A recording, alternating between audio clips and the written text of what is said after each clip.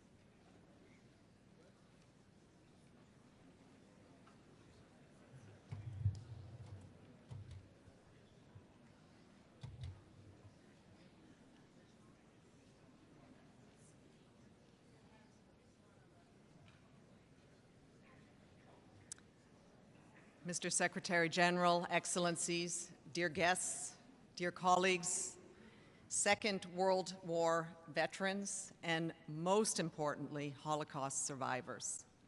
It is my great honor to welcome you to this annual observance of the International Day of Commemoration in memory of the victims of the Holocaust. My name is Melissa Fleming, and I am Undersecretary General for Global Communications, and we are sincerely grateful to the survivors who will address us on this solemn occasion. We know that sharing your experiences of the Holocaust comes at great cost, and we acknowledge and appreciate the courage it takes to do so.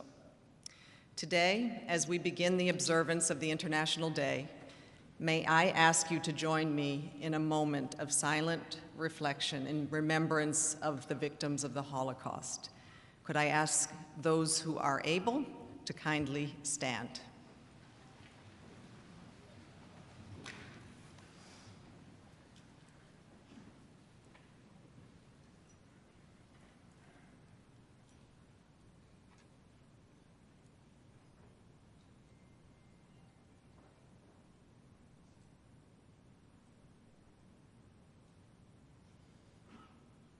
Thank you.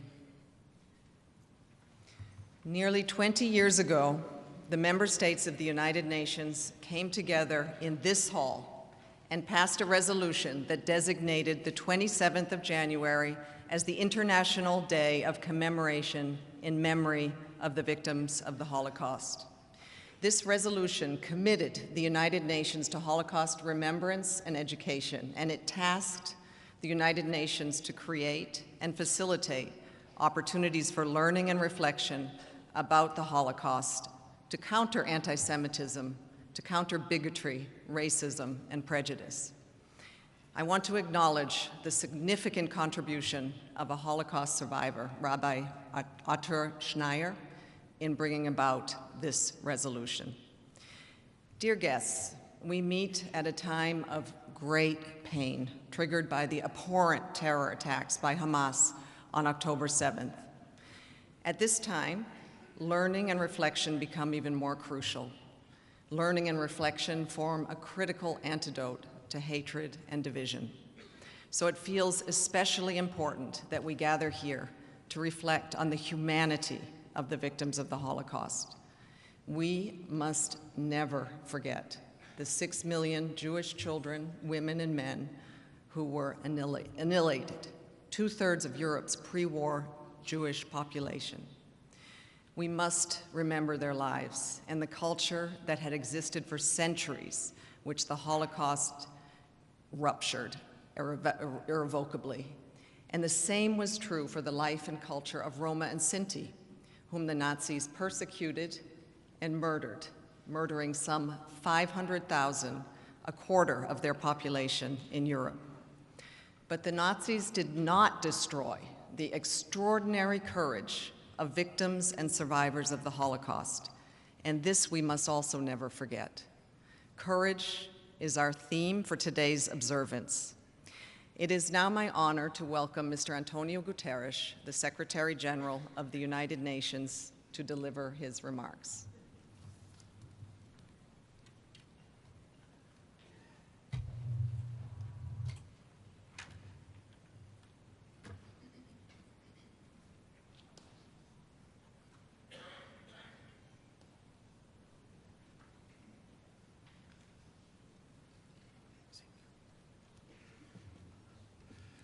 Excellencies, dear friends, today we honor the memory of the victims of the Holocaust. I am moved and humbled by the presence of Holocaust survivors and their families joining us both online and in person. Each of you carries the memories of communities lost, lives destroyed or changed beyond recognition, and lives rebuilt. I thank you for sharing those memories with us and with the world. All of us, leaders and citizens, have a responsibility to listen and to learn from what you have to say and to act on it by condemning these terrible crimes against our common humanity, by striving to eradicate anti-Semitism and all forms of bigotry, hatred, and intolerance, and by finding a way forward to a shared, safe, and inclusive future for our human family. And this is particularly important in today's dangerous and divided world. And a few short months after Hamas' horrific terror attacks, in which so many innocent Israeli civilians and citizens of other countries were killed. Excellencies and friends, every year on this day, the day of the liberation of Auschwitz-Birkenau, we honor the memory of the victims of the Holocaust. We come together in solidarity and sorrow to pay tribute to 6 million Jewish children, women and men murdered in the Holocaust. And we grieve the Roma and Sinti. And we mourn the millions of others tortured, starved, and killed by the Nazis and their collaborators. And today, in particular, in keeping with this year's theme, we recognize the courage of victims and survivors. There are countless stories of bravery and resilience from the Holocaust, from those who resisted the Nazis' brutality through armed struggle or quiet dignity, to the individuals, families, and communities providing support, solidarity, and even a semblance of normality in the face of dehumanization, deprivation, and death. And survivors who have had the courage to tell their stories to a world that has not always wanted to listen. Beacons of bravery shroud from the hell of Auschwitz itself and from across the world ravaged by Nazi ideology and hate. I think of people like Rudolf Vrba, a Slovak teenager who was deported to Auschwitz. With Alfred Wetzler, he achieved the extraordinary feat of breaking out of the camp to warn the world of the Nazis' unspeakable crimes. I think of Rosa Robota, a young Polish woman who plotted with others to destroy the crematoria. She was tortured and hanged by the Nazis, never revealing the secrets of the Auschwitz resistance of which she was a part. And I think of those thousands of acts of courage and fortitude of which we will never know. The parents who contained their terror to comfort a child, the prisoners who risked Nazi wrath to perform small acts of kindness, and the individuals who found the strength to retain their sense of self despite all attempts to demolish it. We remember and revere today all such acts of bravery. Excellencies and friends, the anti-Semitism that fueled the Holocaust did not start with the Nazis, nor did it end with their defeat. The Holocaust was preceded by thousands of years of discrimination, expulsion, exile, and extermination, including by my own country, Portugal. Today we are witnessing hate spreading at alarming speed. Online it has moved from the margins to the mainstream, and Holocaust denial and distortion are proliferating. It's up to all of us to defend the truth and to defend our common humanity. Working together, we must combat online lies and hate. We must promote Holocaust education as a critical part of our defense against ignorance, indifference, and intolerance. And crucially, we must listen to survivors, and we must remember that demonization of the other and disdain for diversity is a danger to everyone, that no society is immune to intolerance, and worse, and that bigotry against one group is bigotry against all. As the former Chief Rabbi of the United Kingdom, Jonathan Sacks, said, "The hate that begins with Jews never ends with Jews." Excellencies, friends, our common humanity is at the heart of the United Nations. Racism and bigotry are a violation of everything we stand for, and we are determined to fight it on all its forms. For me, this is a lifelong commitment, and for the United Nations, a foundational mission. And today is more important than ever, especially in the wake of the horrific 7 October Hamas attacks that claimed the lives of more than 1,000 Israelis and others, injured many more, and resulted in the brutal seizing of hostages. Hostages that must be immediately and unconditionally released. In the last several months, we have seen an outburst of anti-Semitism and anti-Muslim bigotry around the world. Every one of us must resolve to stand up against the forces of hate, discrimination, and division. We must condemn anti-Semitism unequivocally whenever and wherever we encounter it. And I'm pleased that the High Representative of the UN Alliance of Civilizations, Miguel Moratinos, is serving as United Nations focal point to enhance global efforts to address anti-Semitism. And we must equally condemn all other forms of racism, prejudice, and religious bigotry, including anti-Muslim hatred and violence against minority Christian communities. Let us never be silent in the face of discrimination and never tolerant of intolerance. Let us speak out for human rights and the dignity of all. Let us never lose sight of each other's humanity and never let down our guard. To all who confront prejudice and persecution, I say clearly, you are not alone. The UN stands with you, and to all those past and present who have had the courage to share their stories of the Holocaust so the world can know the truth, I say thank you.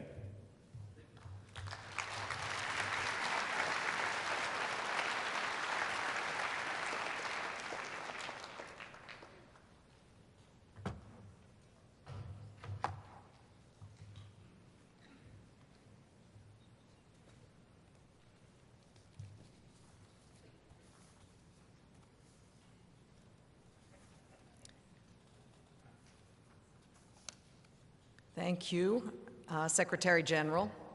His Excellency, Mr. Dennis Francis, the President of the 78th session of the General Assembly, is unable to join us in person today, but we are pleased to be able to share this recorded message.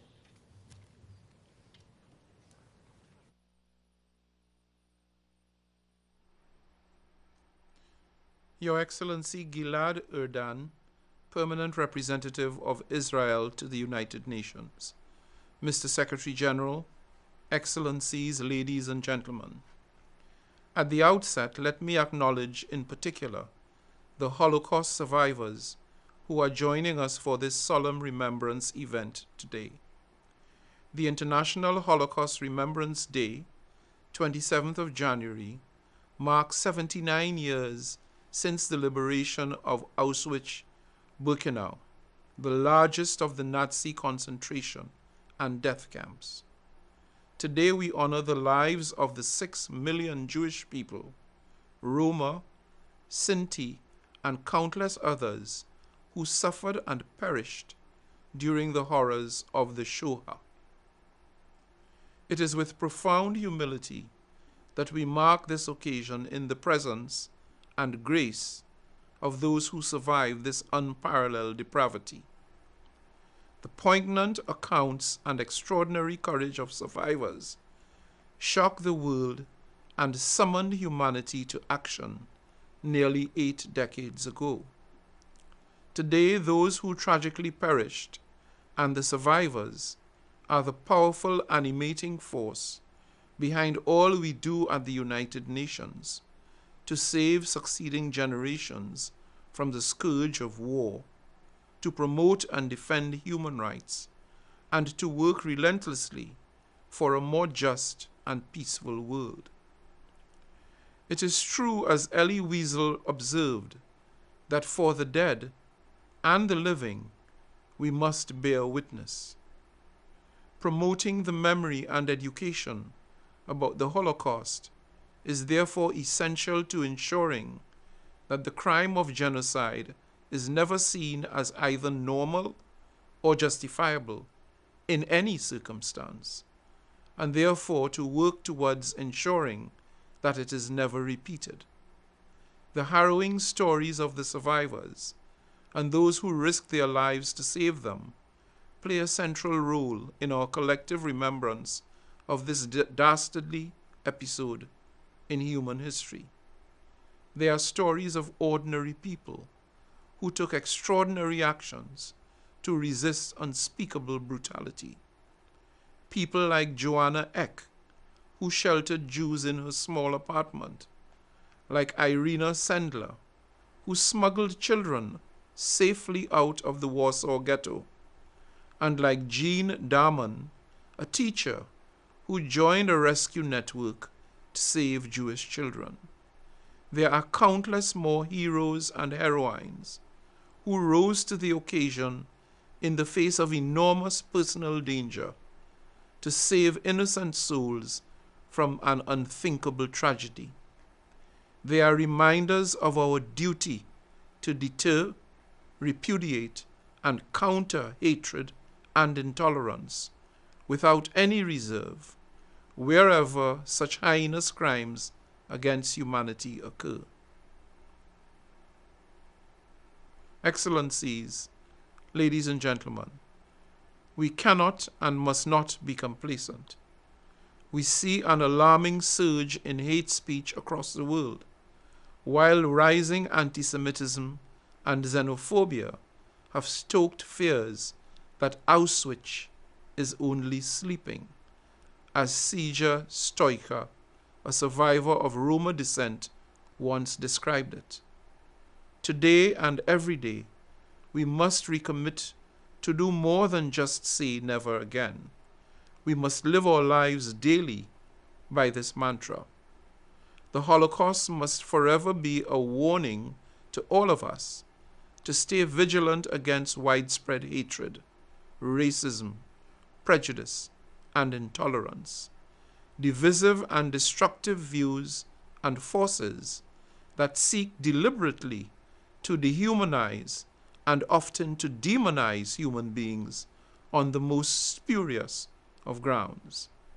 In the memory of those who were lost, and in honor of those who survive, we must strive towards a common future that is safer, free from fear, and characterized by mutual respect, tolerance, and harmony. It is high time we learn to live together as equals in dignity and respect for all, by all. I thank you.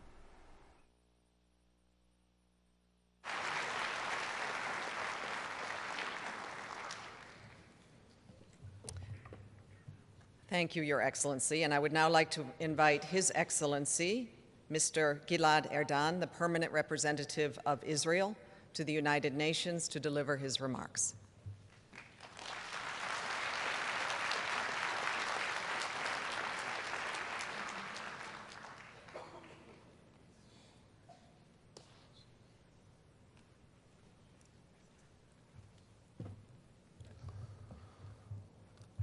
Mr. President, Mr. Secretary General, Ambassador Lipstadt, colleagues, friends, and distinguished Holocaust survivors here with us today.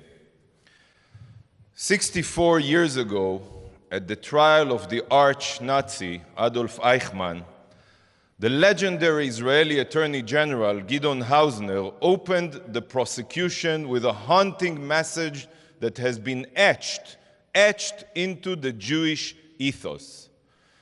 But should he be giving his speech today, these would be his words. When I stand before you here, I am not standing alone. With me are 6 million accusers who perished in the Holocaust. And with me are the 1,200 accusers who were butchered on October 7th. With me are the 136 hostages still being held in Hamas terror tunnels.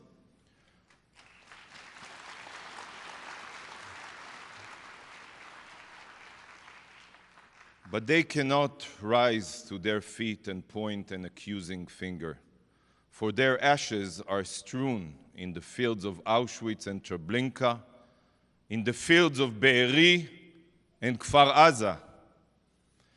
Their screams are not palpable from the terror tunnels under Gaza.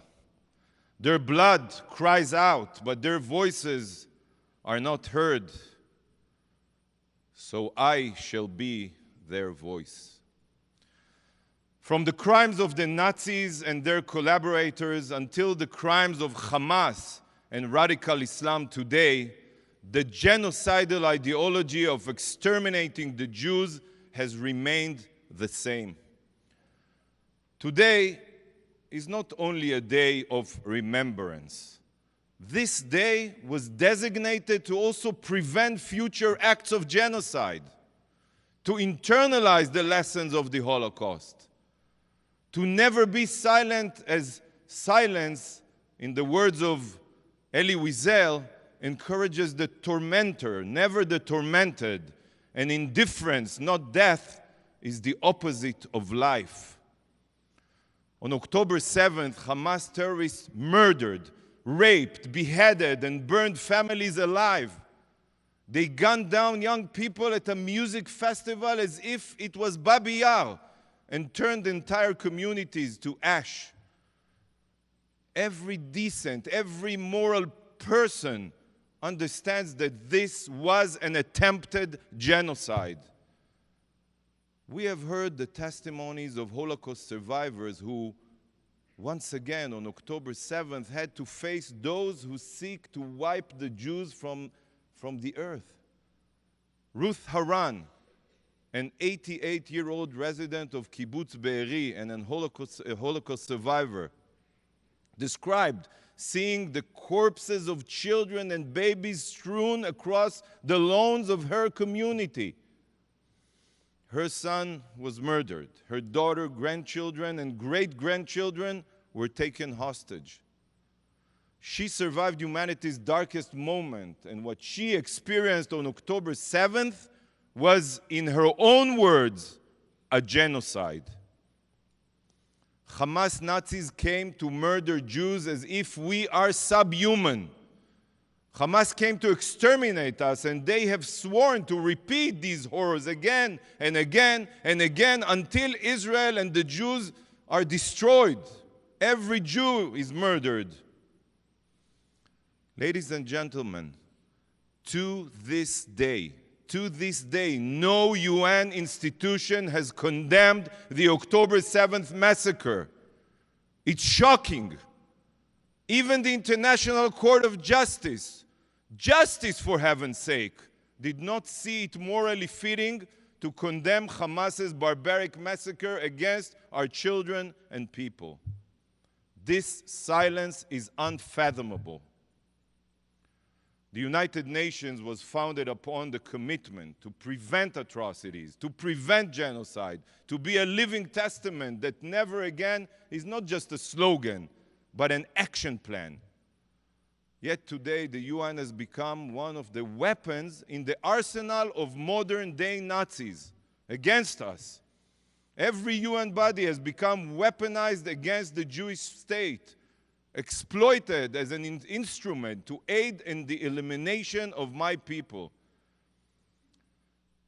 How symbolic it is, how symbolic is it that on International Holocaust Remembrance Day, it was exposed that UNRWA employees took part in the massacre. The UN is not only weaponized to delegitimize our existence, but also to physically exterminate us. Contemplate this.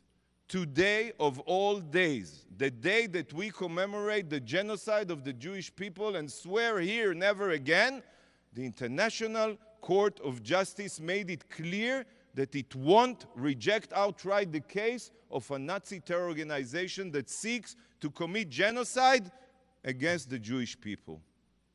It's outrageous. Every year we dedicate this day to discuss the surging Jew hatred poisoning the world. And this year, the year in which the largest number of Jews were massacred since the Holocaust, anti-Semitism has risen to heights not seen since the Nuremberg laws. We can only draw one conclusion, a sad conclusion. The UN has failed in its mission, has failed.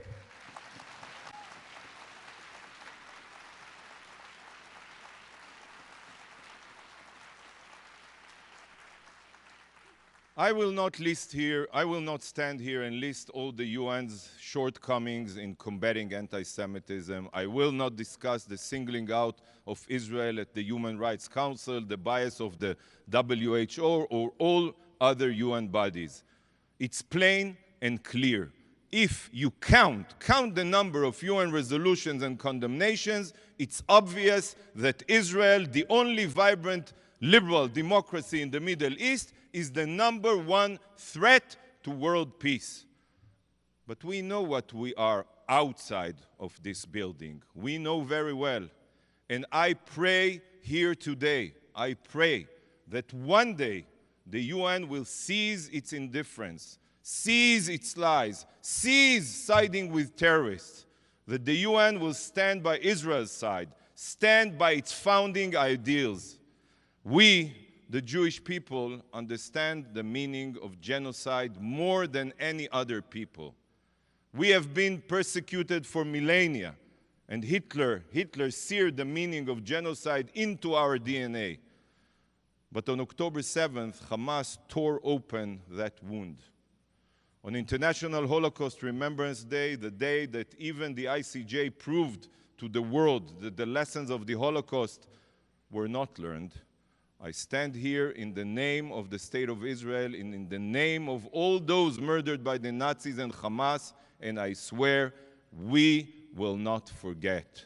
Never again is now. Thank you from the bottom of my heart. Thank you.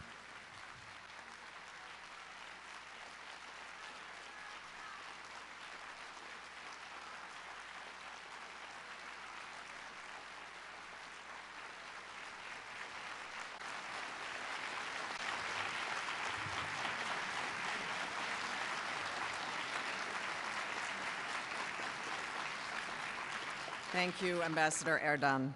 I would now like to invite Her Excellency, Dr. Deborah E. Lipstadt, the United States Special Envoy to monitor and combat anti-Semitism, to deliver her remarks.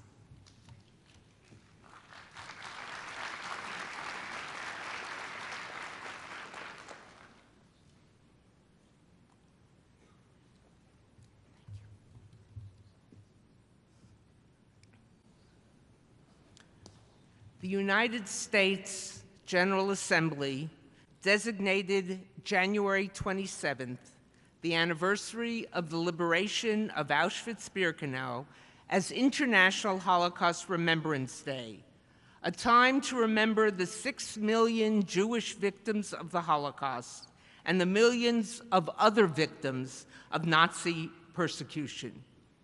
We are here today to recognize the importance of commemorating this day and to recognize the extraordinary courage of the victims and the survivors of the Holocaust.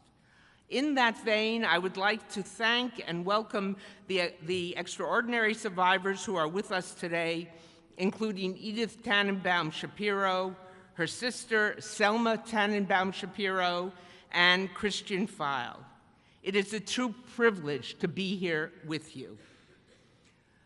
The Holocaust stands as a testament to the dangers of prejudice, discrimination, and dehumanization.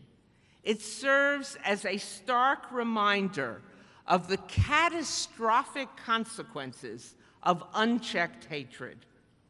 By preserving the memory of the Holocaust, we ensure that future generations are educated about the atrocities committed against the Jewish people, as well as others, including Roma, people with disabilities, Jehovah's Witnesses, and LGBTQ+ persons.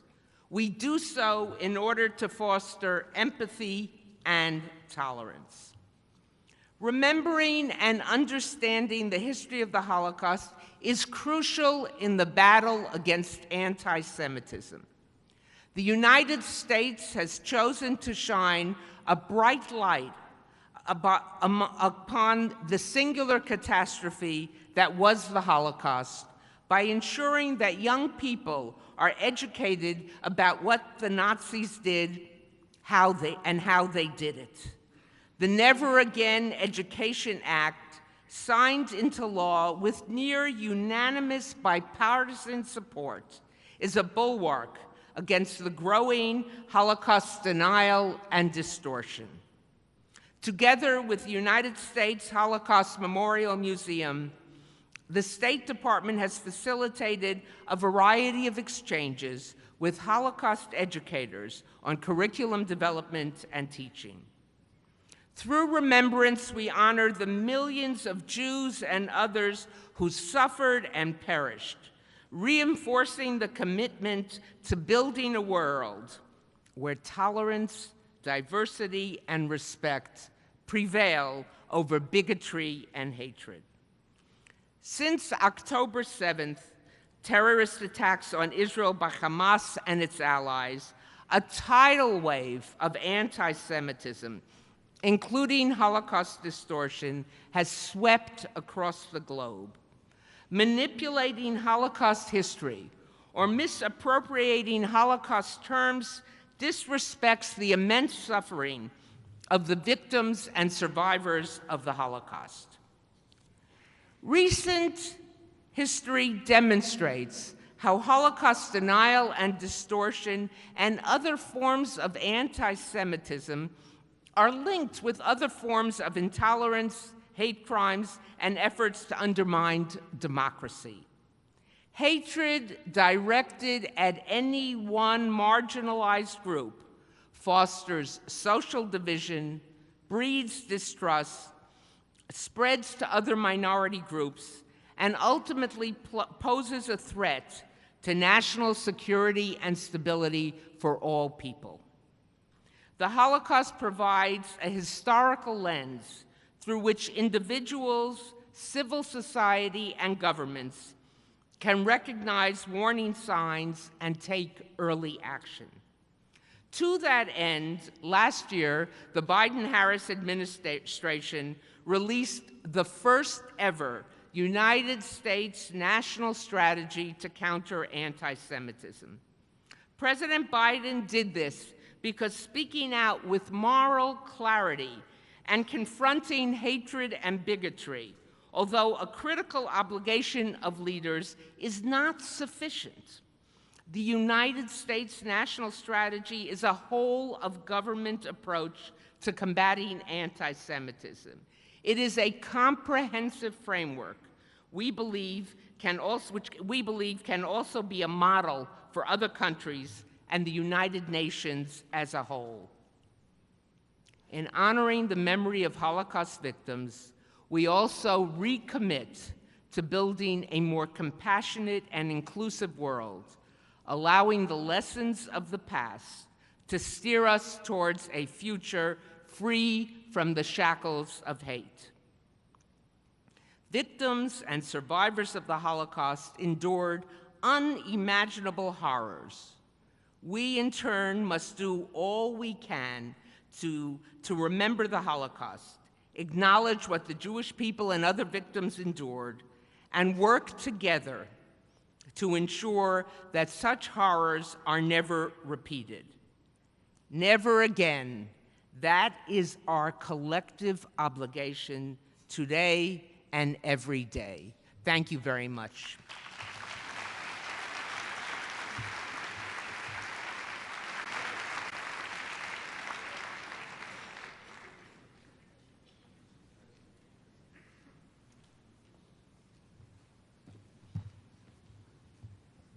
Thank you, Dr. Lipstadt, the Special Envoy of the United States to monitor and combat anti-Semitism.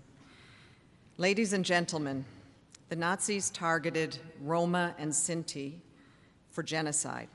Before the killing began, Roma and Sinti communities were subjected to persecution and discrimination. The Nazis encouraged prejudices that existed centuries against Romani peoples and expanded on existing discriminatory legislation to justify the abuses. The story of the File family reflects the impact of the Holocaust on Roma and Sinti, and I am pleased to invite Mr. Christian File to share his reflections with us, and he's accompanied by his nephew, Mr. Sascha Höhn.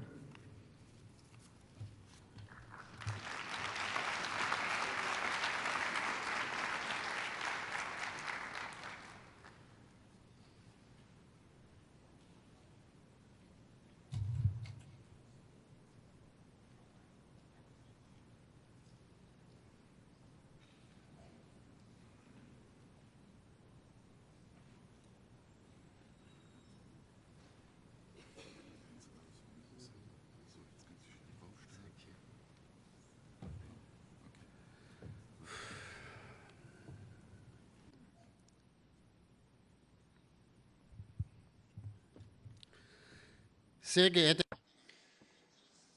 Mr. Secretary General, dear world community, excellencies, ladies and gentlemen, is the greeting in Romani the language of the Sinti and Roma.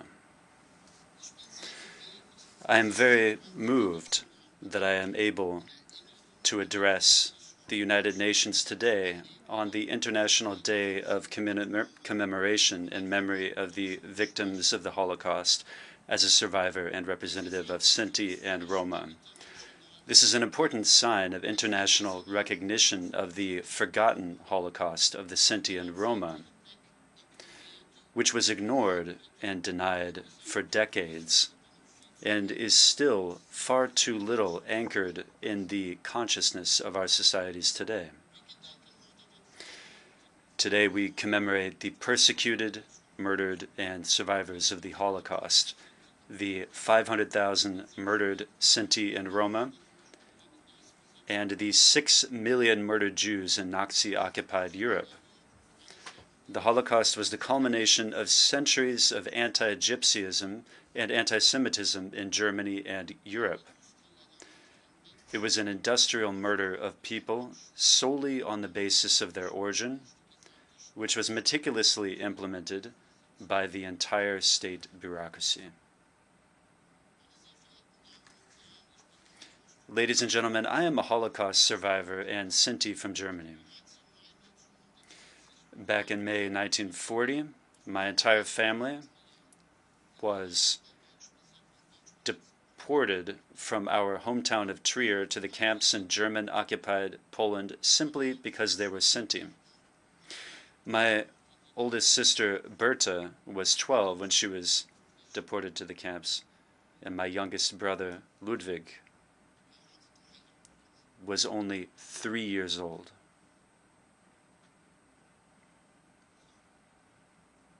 Sorry. Meine Geschwister haben My siblings told me that all of the children, even the very young ones, had to do hard, forced labor, such as building roads and digging trenches. There was almost nothing to eat. Potato peelings were a feast. Whenever there was dry bread, and it was very dry, it was shared out among us.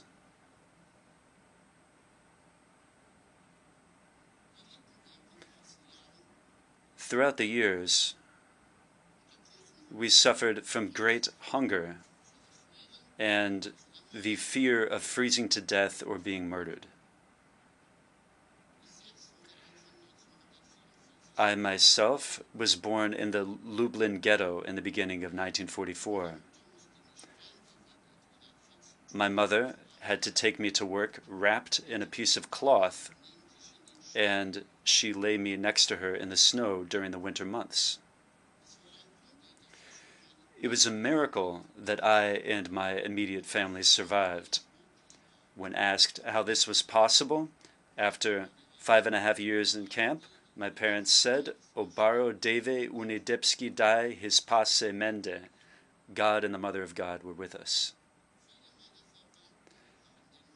However, many of my close relatives did not survive the Holocaust. Many were gassed and murdered in Auschwitz.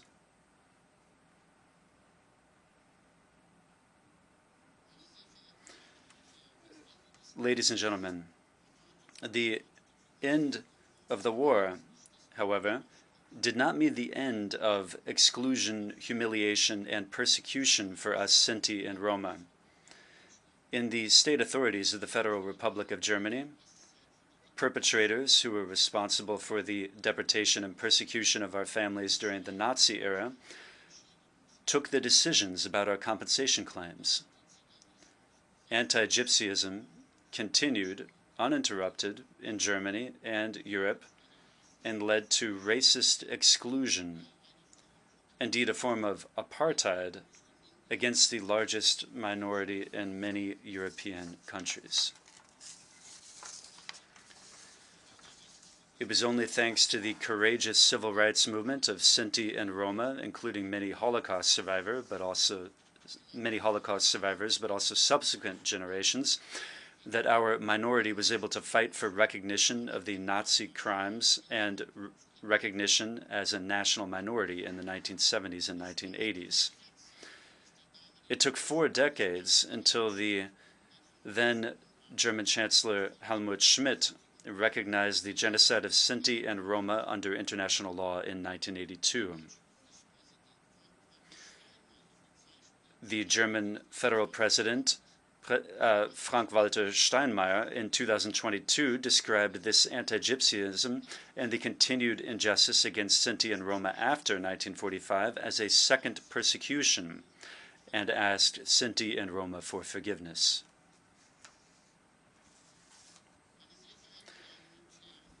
Ladies and gentlemen, it fills me with great concern when I see the rise of nationalism and right-wing extremism in the world today. My family and I have had to experience what racist hatred and violence can lead to. I myself, in the 1990s, experienced 2 right-wing extremist attacks on my person and on my business. The legacy of the victims of Auschwitz is an obligation and a responsibility for all nations and for the global community gathered here. It is not only about protecting minorities such as Sinti and Roma and Jews. It is about the fact that today, more than ever, we must defend our democracy and the rule of law. Ladies and gentlemen, every year on August 2nd, we commemorate the last 4,300 Sinti and Roma in the German Nazi concentration camp Auschwitz-Birkenau, who were murdered by the SS on this night in 1944, despite fierce resistance. In 2015, the European Parliament declared this day International Holocaust Memorial Day for Sinti and Roma. I appeal to all member states of the United Nations to recognize August the 2nd as International Holocaust Memorial Day for Sinti and Roma, and to commemorate this year's 80th anniversary at the Auschwitz-Birkenau Memorial in a dignified manner. I would like to call on young people around the world, in particular, to carry the memories of us eyewitnesses and the remembrance into the future. I hope that you will stand up for democracy and against anti-Gyptianism, anti-Semitism, and all forms of racism with courage and commitment. Thank you very much.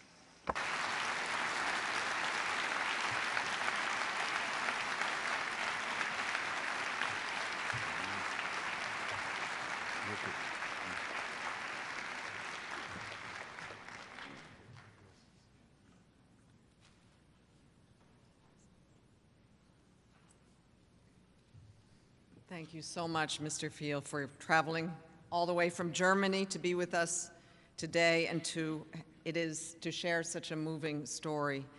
It is a privilege to have survivors like you share with us your experiences, and we're also grateful when the children and grandchildren of victims and survivors of the Holocaust carry on sharing their tragic family history.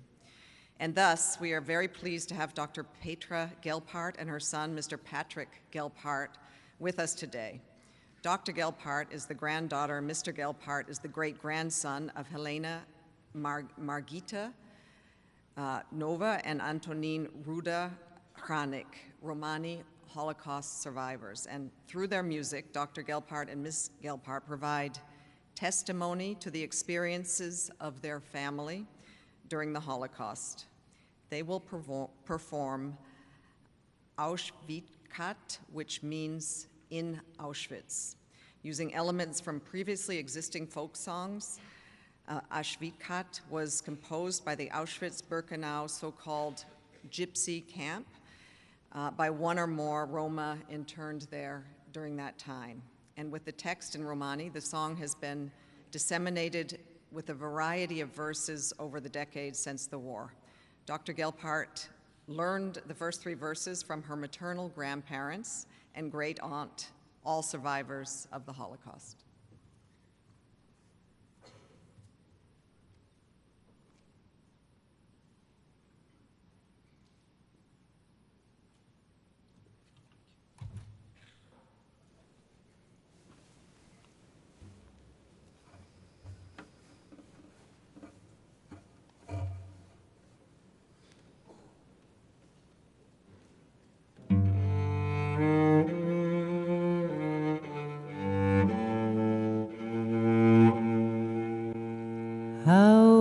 Auschwitzate kerbaro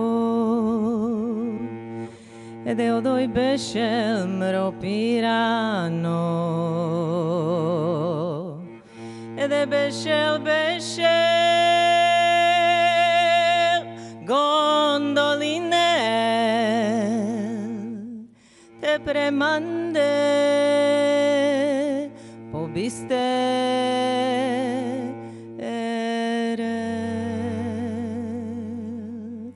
Kataruska balval purdel, Mropirano ushman mukel, Ede mukel paripnaha, Ani penjas, Ach devle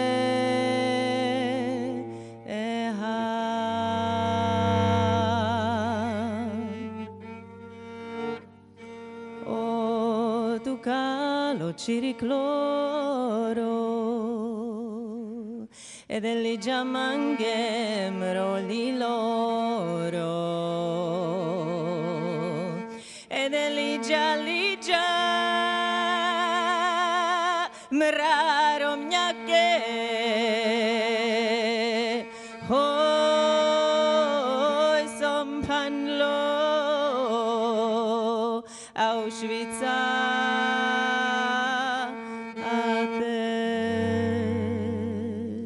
Auschwitz te bare boca te soteja la menane ani oda kotormaro he blocaris bibachta alo sacodive samen mare Andre butiam entrade Te cascamel mukel kere Penelake Baslufte ele Penelake Baslufte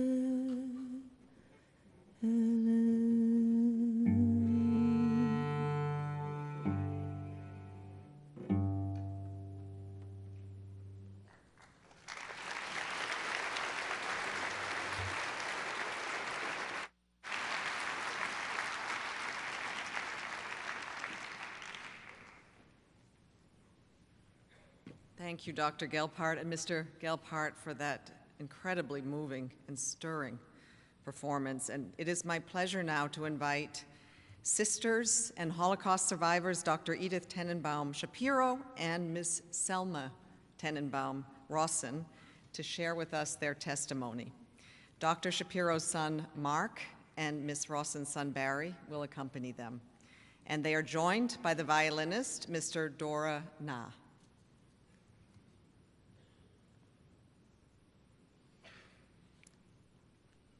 And as they make their way to the stage, I'll just let you know that Mr. Na will begin by playing a composition. It's called Mein Stadtteilbelz, composed by Alexandra Olshanetsky.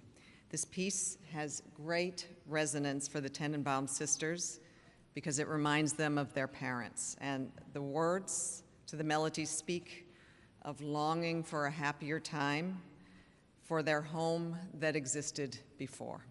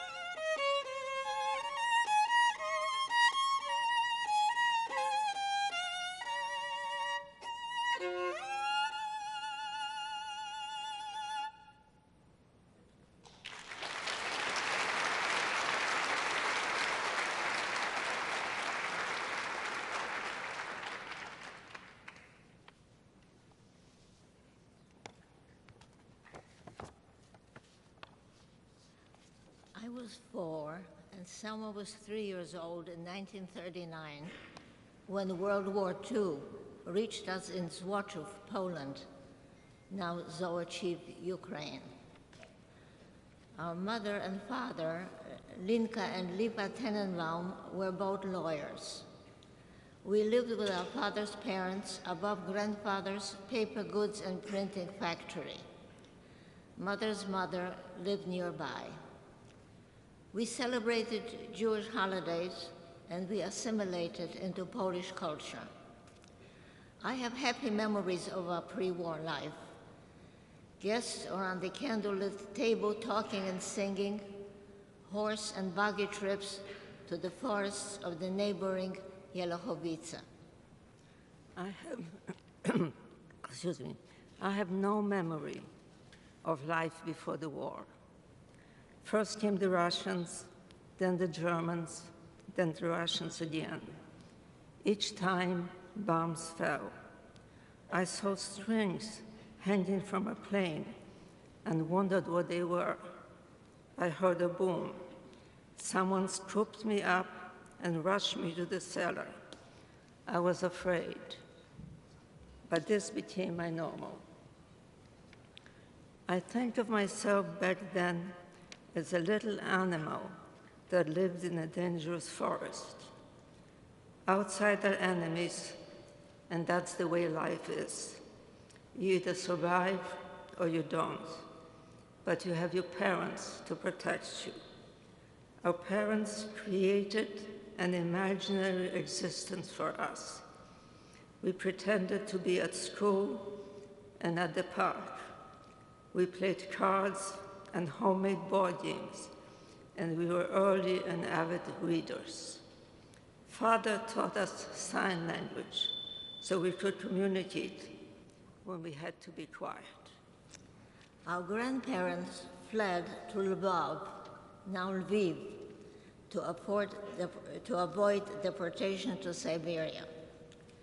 The Russians ordered father to work in the factory. Even though the Russians took away our home, our parents' careers, and grandfather's business, we were not afraid for our lives. That changed when the Germans came to Złotów on July 1st, 1941. We learned a new word, Aktion, Jew hunt. The Germans ordered father to continue working in the factory. This gave him access to the factory building and access to information. He learned of an imminent Jew hunt. Our family and neighbors hustled to the factory attic. Selma and I were instructed to keep absolutely quiet because the attic was not insulated. We heard shots and screams.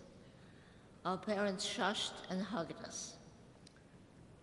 Jews were shot on sight on the streets and systematically executed in the jail on the outskirts of town. 3,000 Jews were killed in that first action. The factory, which still stands today, saved us and others many times. When the Jew hunt ended, we returned to our apartment. The body of a murdered neighbor lay in our courtyard for several days. Mother said to look the other way, but we could not shut out the smell. The Germans mandated that Jews wear armbands and issued edicts abolishing our rights. These were published in the factory where father still worked.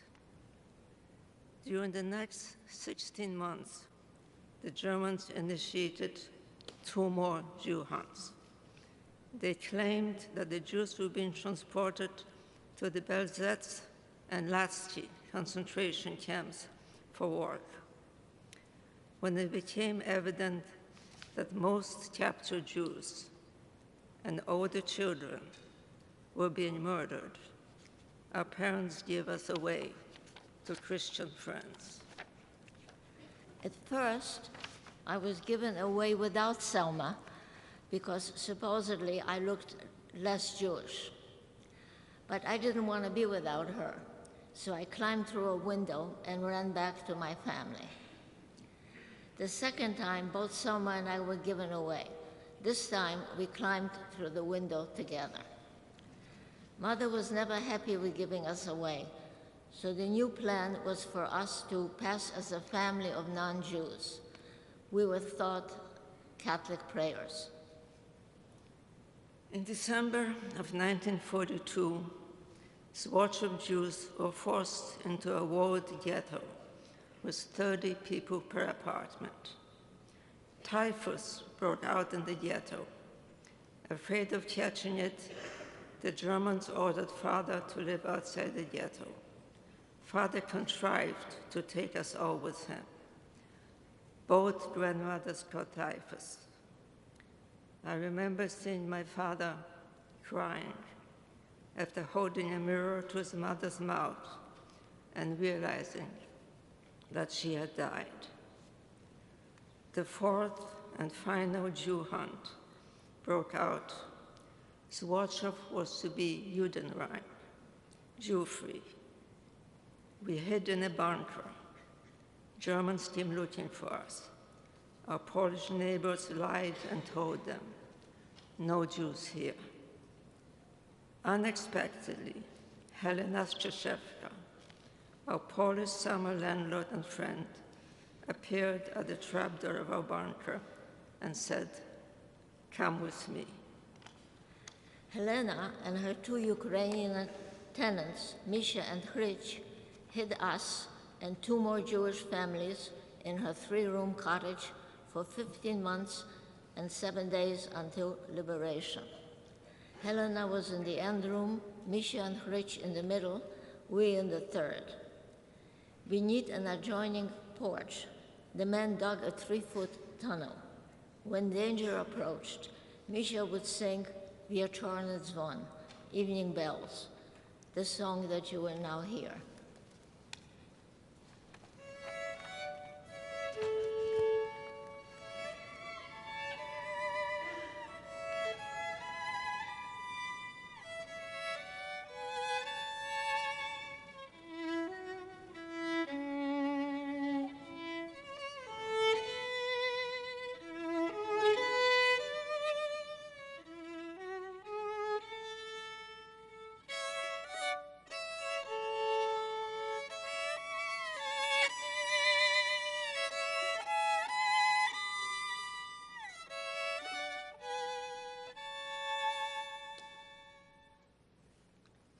As Misha sang, we rushed to the tunnel. The Yelechovice forest next to us became the execution ground for the remainder of Zwartshov Jews. We heard the shots. Somebody said, I can smell the corpses. So I started to cry.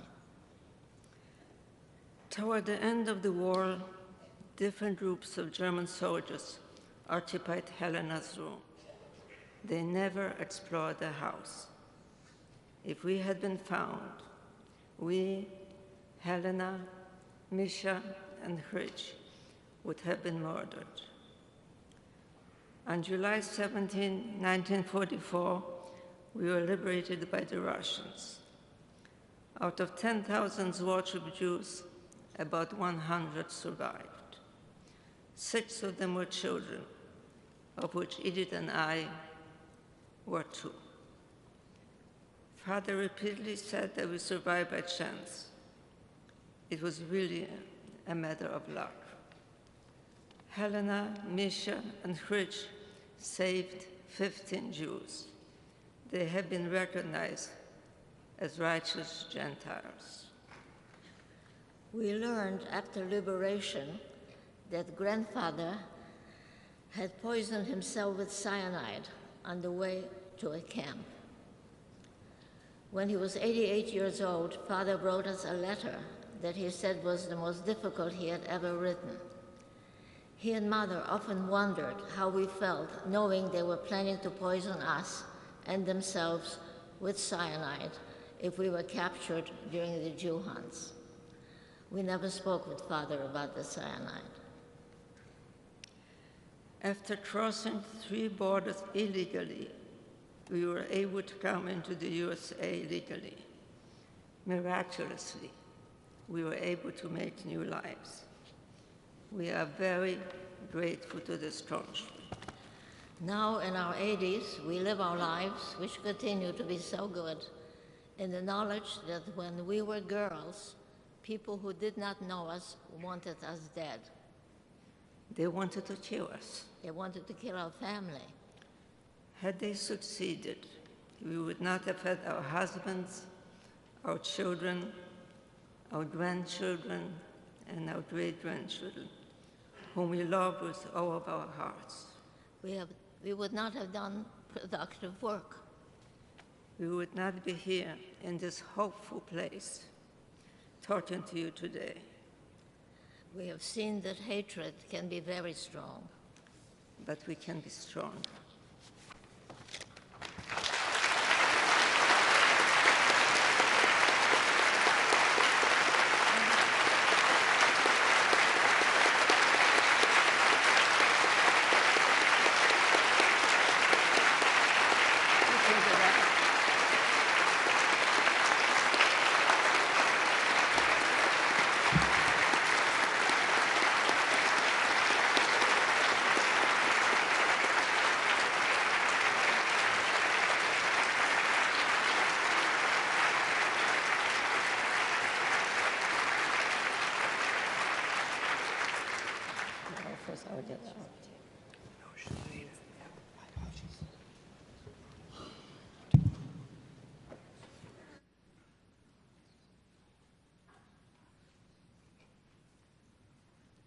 Thank you so much, Dr. Shapiro and Ms. Rosen, for your stirring testimony and experience, and also your words of encouragement and hope. Thank you also, Mr. Na, for your evocative performance. We now ask Cantor Singer to recite the memorial prayer. Please, can I ask those who can stand to stand up for this prayer?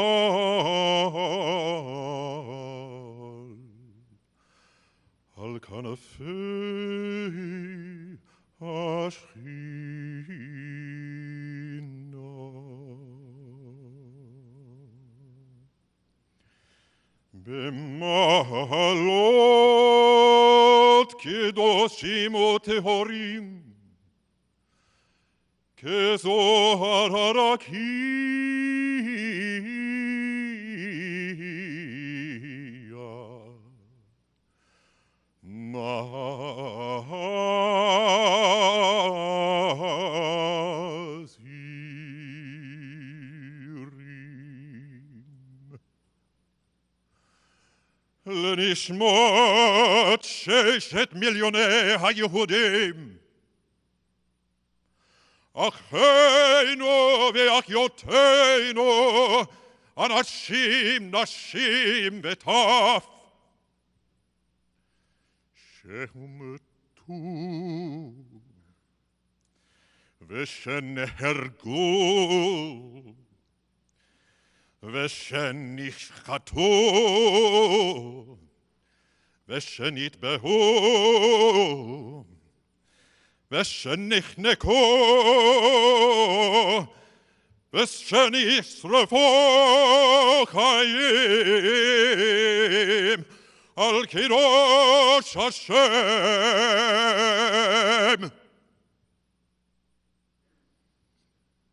באושוויץ,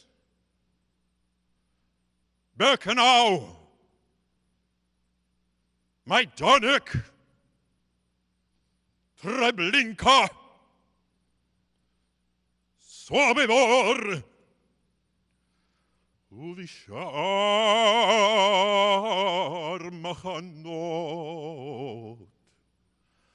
מחנות המוות,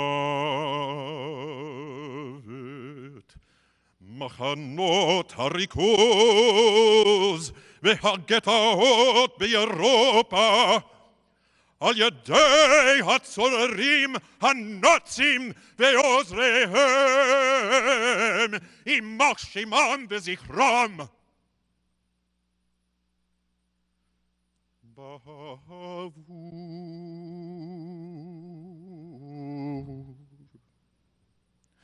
שכל העם היהודי ואומות העולם מתפללים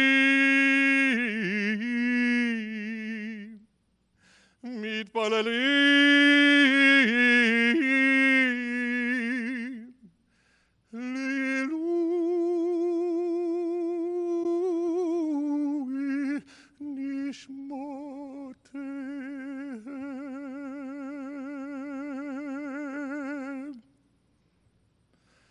בגן עדן, בגן עדן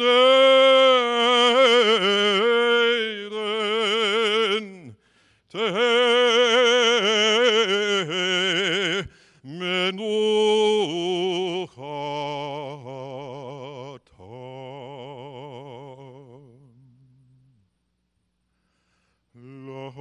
לכם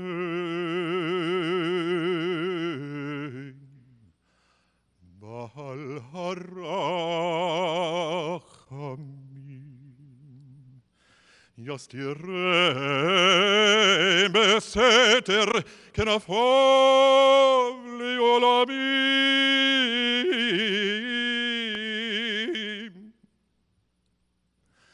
ויצרור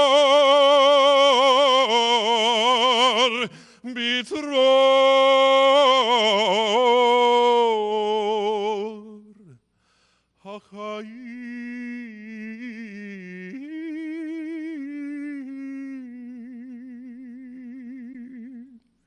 את נשמותיהם.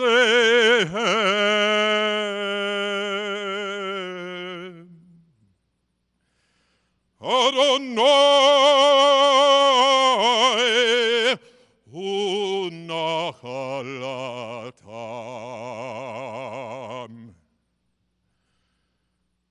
וינוחו ושלום על משכבותיהם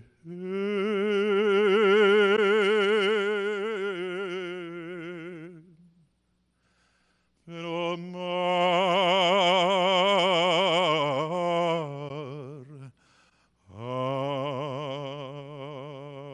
אמן.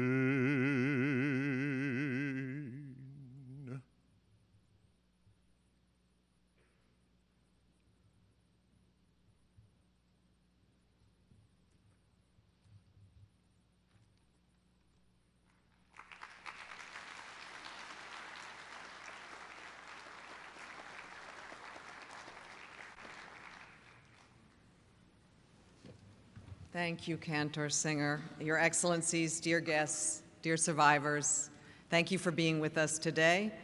And as we close, I would like to kindly ask you just to remain in your seats for a few minutes as we wait for the Secretary General and our esteemed speakers to leave the hall. Thank you.